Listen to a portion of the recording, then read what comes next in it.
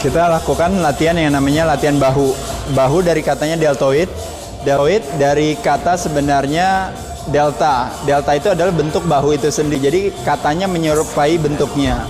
Nah, delta itu sendiri terdiri atas 3 kepala bahu kita. Yaitu yang pertama kalau kita lihat adalah bahu bagian depan, bahu bagian samping medial, dan bahu bagian belakangnya. Nah, jadi dia kepala tadi dilatih sesuai dengan gerakan masing-masing. Tapi bahu bagian depan adalah yang terekspos paling banyak. Karena pada saat kita melakukan aktivitas chest, biasanya bahu yang bagian depan yang selalu terlibat. Ya.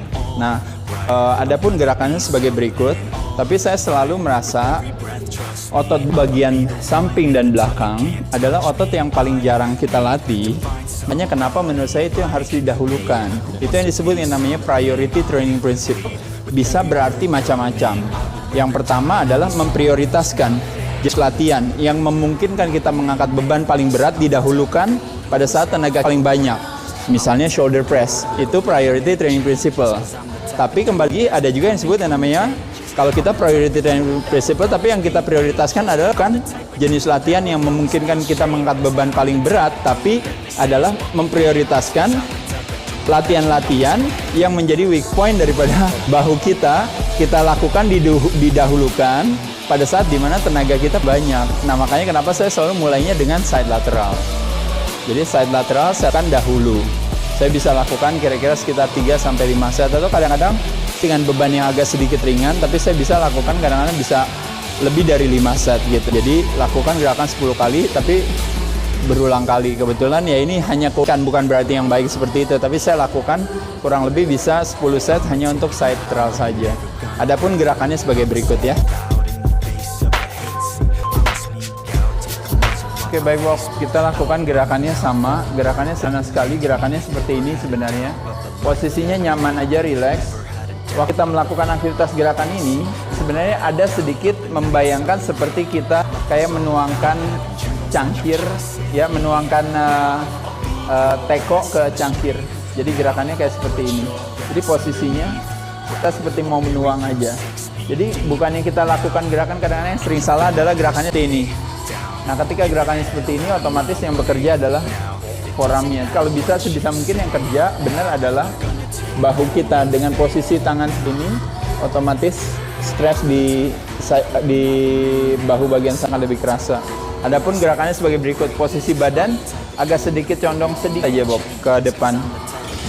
Posisinya sedikit condong ke depan, baru lakukan gerakan.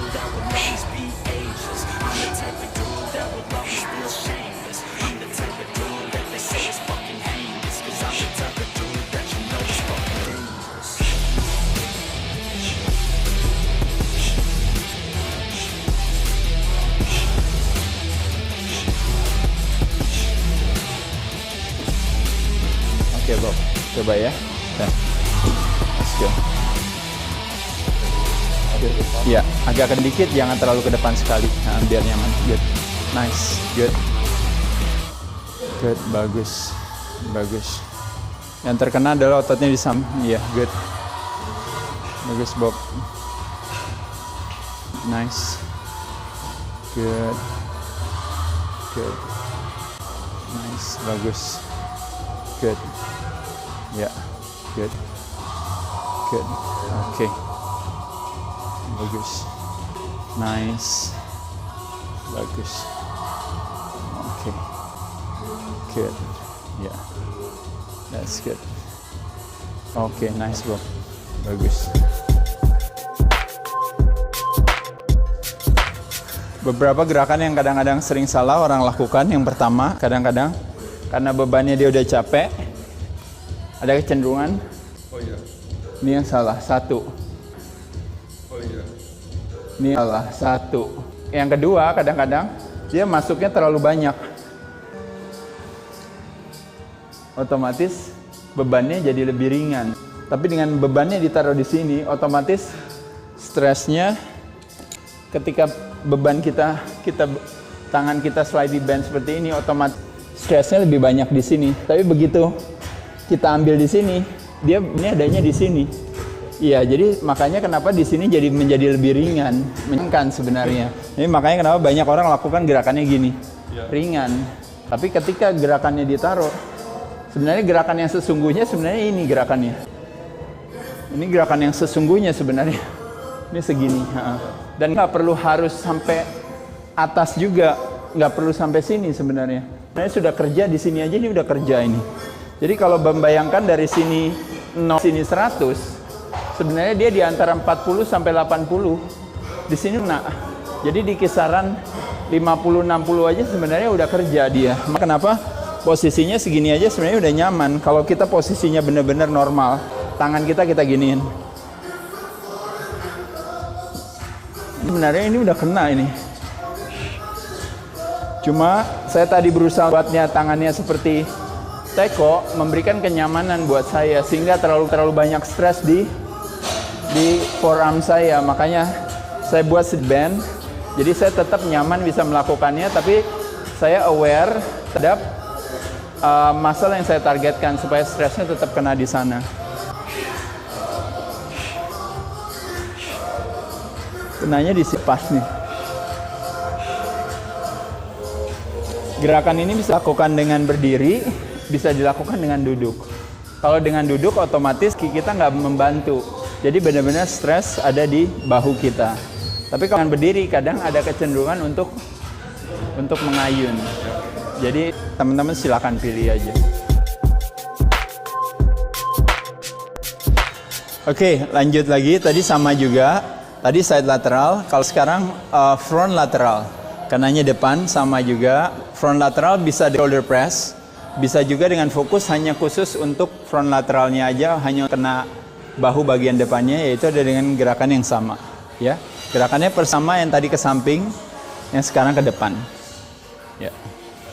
Kita lakukan ya alternasi, ya gerakannya. Ya agak turun sedikit, bob dikit aja turun, hanya dikit, nah baru langsung gerak.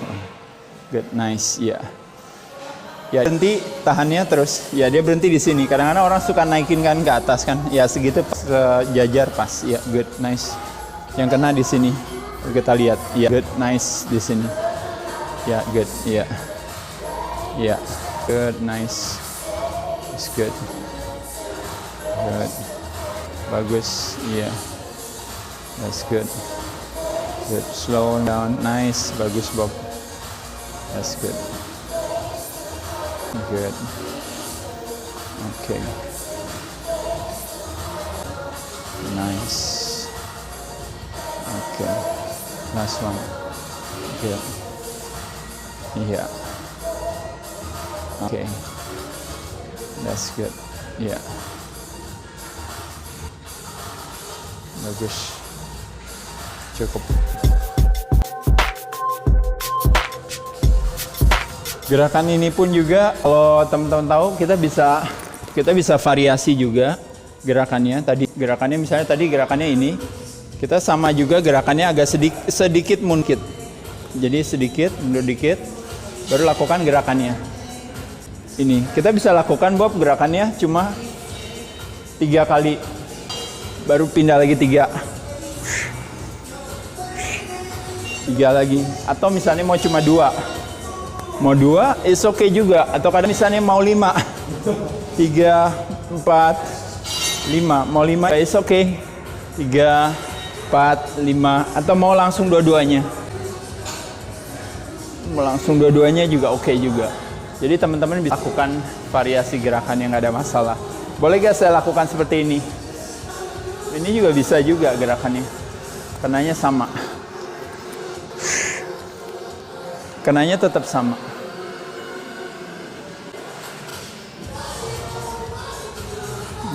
Tetap sama. Jadi banyak variasi gerakan yang bisa dilakukan. Bisa dengan supinasa ini.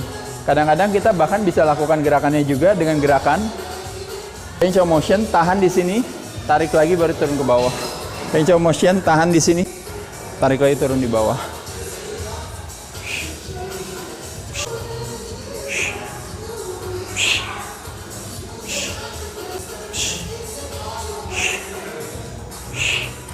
Dengan kayak gitu, stresnya lebih lama, time under tensionnya lebih panjang. Karena pada saat kita tahan, baru kita turun. Kalau tadi kita tahan, kita turun langsung lepaskan tensionnya. tahan lepas tanya lebih mudah bagi kita. Tapi kalau kita tahan, bahkan mau 2 kali, lebih berat lagi. Oke, Bob tadi gampangan sekali kan. Jadi kita hari ini kita fokus saja ke lateral ya. Jadi tadi udah samping, lalu depan. Nah yang terakhir adalah yang belakang. Ya, yang belakang gerakannya sederhana, yaitu adalah hanya dengan membungkuk badan kita. Makanya disebut dengan namanya bend over lateral. Jadi ketika kita ke samping, kenanya samping. Ketika kita pindahin ke depan, kenanya ke depan. Begitu badan kita nunduk, baru kita lakukan gerakan ini, kenanya ke belakang. Oke, silahkan.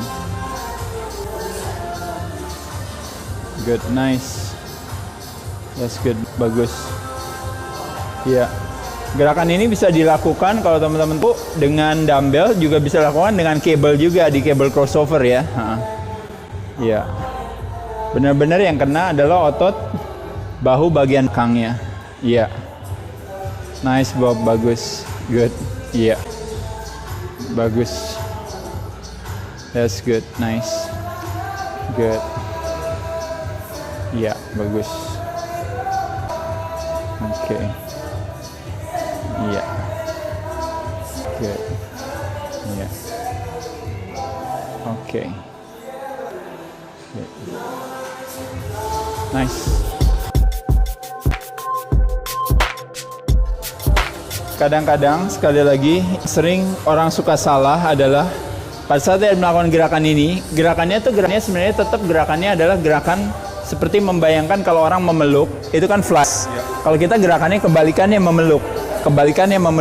Tapi kadang orang ada kecenderungan untuk dia bukannya melakukan gini, tapi yang dia lakukan adalah row. Nah dia row. Nah ketika dia row, yang terkena adalah otot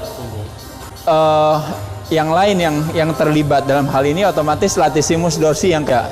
Jadi terlepas daripada rear delts-nya juga kena juga sih sebenarnya bahu bagian belakangnya, tapi tidak optimal karena banyak otot lain yang bermain sana. Jadi oleh sebab itu fokus selalu gerakannya seperti gerakan memeluk tapi kebalikannya, atau seperti gerakan-gerakan normal ya. Itu satu. Dan yang kedua tadi posisi badan juga kita bisa posisinya seperti ini, seperti yang dilakukan Bobby. Juga Bob, saya taruh, saya ambil ke sini lebih dekat lagi. Jadi saya taruhnya di samping. Kalau posisi seperti ini bikin kenyamanan buat saya, karena stresnya nggak banyak di pinggang, sehingga memungkinkan saya mengangkat beban lebih berat. Jadi kalau Bobby tahu saya bisa ngangkat beban, Bobby boleh cari di situ dumbbell yang paling berat, saya bisa angkat dengan posisi seperti ini. Tapi kalau dengan posisi seperti ini, kita nggak terlalu bisa ngangkat beban terlalu berat, karena semakin bebannya berat, otomatis kitanya terbawa pan. Tapi dengan posisi kita ambil taruh di samping, posisinya nyaman seperti ini, maka kita benar-benar fokus bisa ke otot yang kita targetkan. Kurang lebih kira-kira seperti itu.